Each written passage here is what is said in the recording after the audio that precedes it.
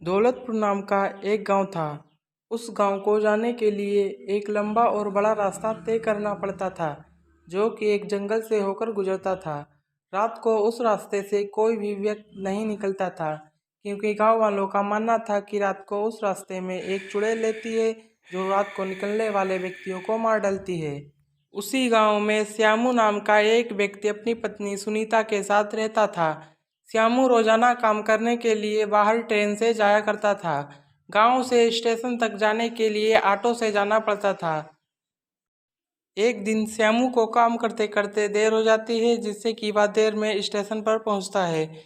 और जब वह देखता है तो उसे दूर दूर तक कोई भी ऑटो नहीं दिखाई देता है, जिससे कि वह पैदल ही घर की ओर चल देता है।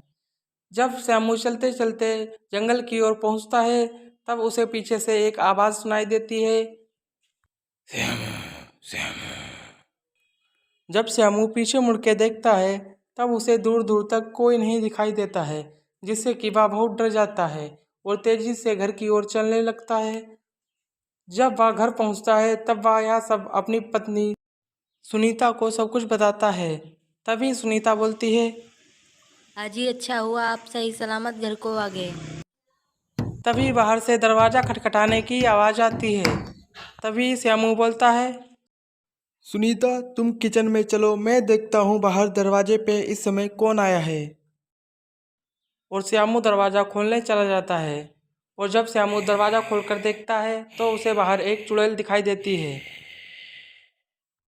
चुड़ैल को देखकर श्यामू बहुत डर जाता है। और तभी चुड़ैल श्यामू को अपने बस में कर लेती है और जंगल की ओर ले जाती है। यह सब दृश्य श्यामू का दोस्त रामू देख लेता है। रामू तुरंत जाकर यह सब श्यामू की पत्नी सुनीता को बताता है। तभी सुनीता जोर जोर से रोने लगती है। सुनीता के रोने की आवाज़ सुनकर सभी गांव वाले वहां पर इकट्ठा हो जाते हैं। और तभी सभी गांव वाले बोलते हैं, बहन, तुम चिंता मत करो, हम सब तुम्हारे पति को ढूंढने में तुम्हारी मदद करेंगे। तभी सभी गांव वाले सुनीता के साथ जंगल की ओर चल देते हैं।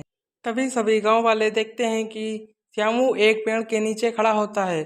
जब सभी गांव वाले श्यामू के पास जाते हैं और श्यामू को बुलाते हैं, तो श्यामू को कुछ भी सुनाई नहीं देता है, क्योंकि उस समय श्यामू चुड़ैल के बस में था। तभी वहां पर चुड़ैल आ जाती है और चुड़ैल बोलती है, अरे अरे, तुम सब गांव वाले यहाँ से चले जाओ, नहीं तो मैं तुम्हें भी मार डालूंगी। यह सब सुनकर सभी गांव वाले वहां से डर के मारे भाग जाते हैं। लेकिन सुनीता श्यामू को छोड़कर कहीं भी नहीं जाती है। तभी चुड़ैल सुनीता से कहती है, ए लड़की, तू भी यहाँ से चली जा, नहीं तो तुझे भी मार डालूंगी। तभी सुनीता बोलती है, मैं अपने पति को लिए बिना यहाँ से नहीं जाऊंगी। ठीक है, थोड़ी देर में मैं तुझे और तेरे पति दोनों को मार डालूंगी। यह कहकर चुड़ैल वहां से चली जाती है। तभी उसी समय सुनीता को गांव में रह रहे तांत्रिक बाबा का ध्यान आता है और सुनीता तुरंत दौड़ के तांत्रिक बाबा के पास जाती है और तांत्रिक बाबा से मदद मांगती है। तभी तांत्रिक बाबा एक लोटे में जल देते हैं और कहते हैं कि यह जल उस चुड़ैल पर छिड़क देना, जिससे वह भस्म हो जाएगी।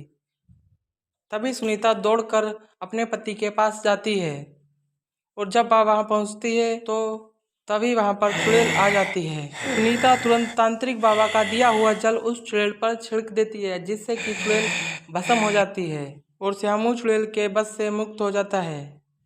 तभी श्यामू सुनीता से कहता है, अरे, हम सब यहाँ क्या कर रहे हैं। तभी सुनीता कहती है, अजी घर चलिए, घर चल के सब कुछ बताती हूँ। यह कहकर दोनों घर की ओर चल देते हैं।